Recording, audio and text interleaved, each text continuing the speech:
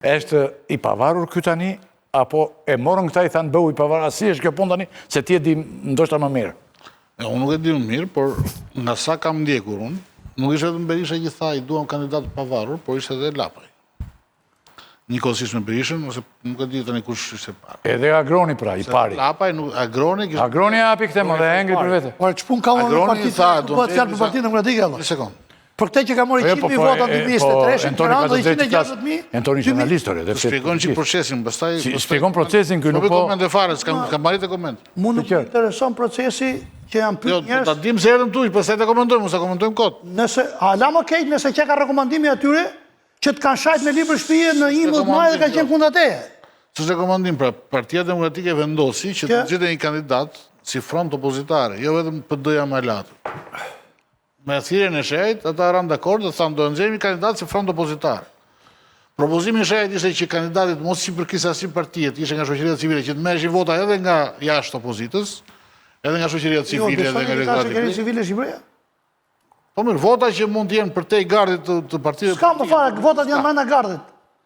Ato që janë gardë Partisë Demokratike janë gardë Partisë Socialiste. Njerëz të pa angazhuar politikisht. Nuk ka. Nuk Nuk ka Shqipëria fare. Për mu, fare.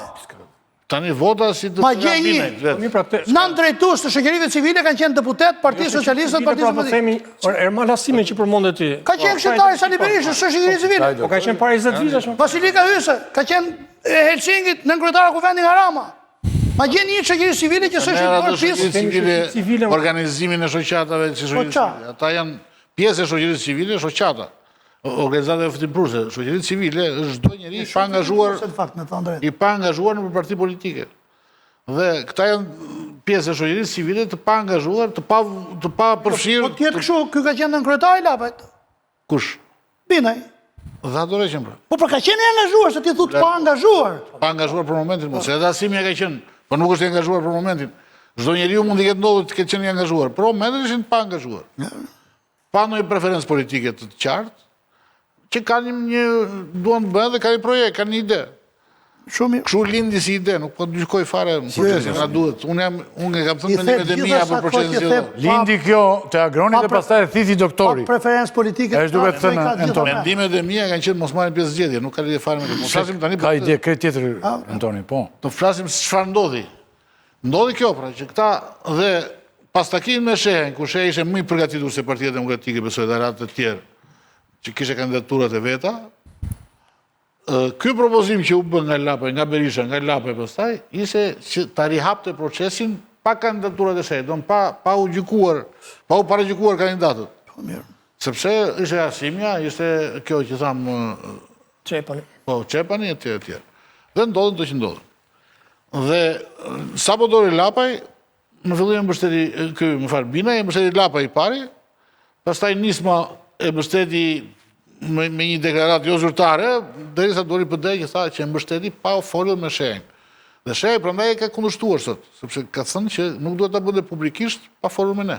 Qartë. Për prishim marrëveshjen.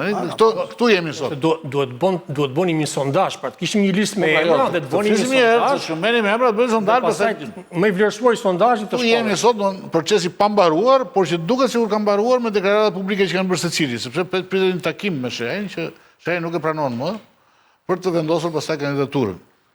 Pra jemi në një kandidaturë pothuajse zyrtare, por akoma jo zyrtare, se mund të jetë Asimja nesër, të hiqet PD-ja dhe Asimja, nuk e dim. Duhet bëjmë një takim. Mund të jetë dhe Asimi dhe uti? Mund të jetë dhe Asimi. Ajo që po thotë Murizi është që duhet të jetë kandidaturë e brendshme, nuk ka pse të jetë e ashme. Kjo është për të diskutuar më vetë. Por në gjithë botën, çdo opozit me zil pret kesh dhe ne shmangemi procesin zgjedhor. Unë tani bëra një shkurtimisht një përmbledhje të asaj që ka ndodhur dhe që pritet të ndodhë. Po je më i mbrëmshëm. Në moment zgjedhjes përfaqëson interesat e disa njerëzve të cilët duan janë kundër qeverie. Mund të sa më shumë njerëz të jenë aq më mirë. Ka si gjithë keqe. Pra, jo, domosdoshmërisht partia është ideologjike. Jo, më jo, është e partë ushtarak. Por gjithë ta që aspirojnë për karrierë, pse nuk vjen partia? Pyslimi po thotë partia duhet bëj punën, të shkojnë në punë, të shkojnë në zgjedhje. Këtë po thotë pyslimi më. Zgjedhje do shkojnë në zgjedhje. Ti ke të drejtë. Jo ka Partia po kanë mbetur dhe 20 ditë tani që të shkojnë në zgjedhje. S'do të shkon dhe për mua. Presi doktorin të kthej që të gjej njeriu nga të gjithë njerëzit po shfaqet, këtu do shfaqet gjysmë me popullsisë. Po të mos vinte doktori ty, gjysmë me popullsisë, operatori që ka mund aty, ai do vinte kandidat, ja ai që shikon me cep. 2 ditë po kishin Ai do vinte kandidat. Duhen 3.000 firma. Procesi që ndoqi PD-ja, më fali se vetëm. 3.000 firma i mbledh djali Lega Meksi tu, Endri Meksi i mbledh 3.000 firma kur duash. Unë jam dakord me mentorin që procesi ishte shumë i mirë. Procesi ishte thëriste njerëzit, thëriste shoqërinë. Ne nuk kemi në një moment të zakonshëm. Jemi në një moment ku opozita pretendon se i viden zgjedhjet. Jemi në një qeveri e cila përfshin gjithë administratën publike dhe ka kuptim kjo këto të. Atëherë opozita çfarë thot? Hajde të bashkohemi që të fitojmë një betejë dhe ndoshta pastaj të rrezojmë qeverinë. Dhe kjo betejë nuk fitohet duke nxjerrë një kandidat besnik të partisë. Kjo fitohet duke nxjerrë një kandidat që shoqëria ka nevojë. Të gjithë kandidatët, ka një kontekst e gjitha kjo yle. Do të thënë, ne nisemi nga rezultati 11 Diferenca e thellë mes partisë në pushtet edhe opozitës.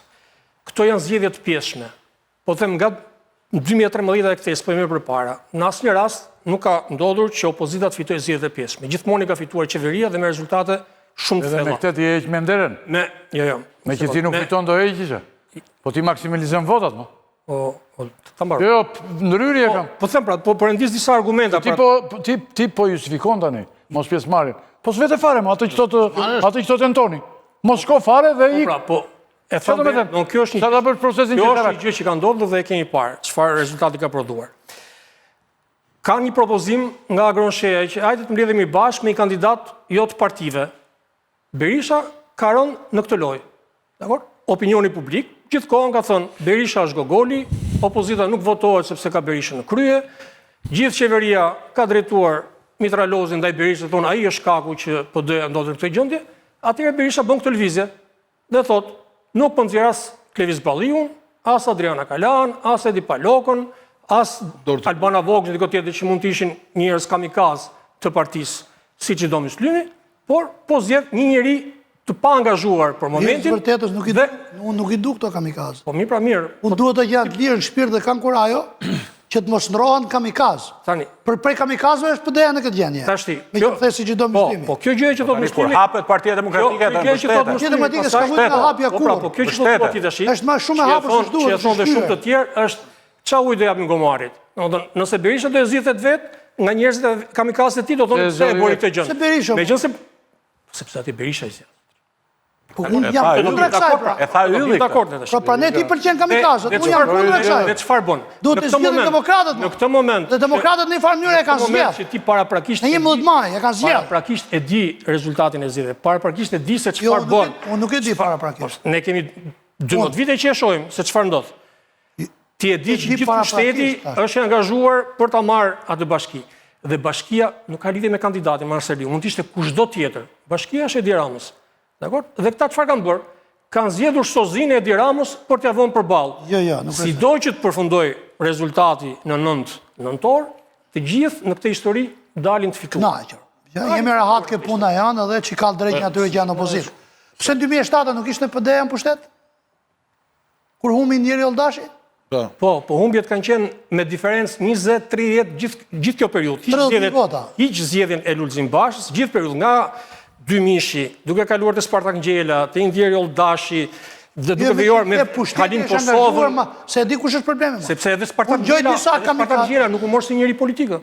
U mor jashtë PD-s. Spartak Ngjela la mandatin që deputeti PD-s super politik.